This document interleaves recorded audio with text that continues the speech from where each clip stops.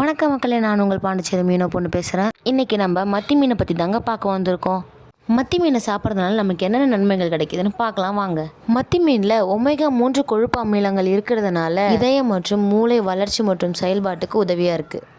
100 gram மத்தி மீனில் 2 class பாலுக்கு நிகரான கால்சியம் சத்து இருக்குது. இது எலும்பு உறுதி மற்றும் பல்லு ஆரோக்கியத்துக்கு ரொம்பவே உதவியாக இருக்குது.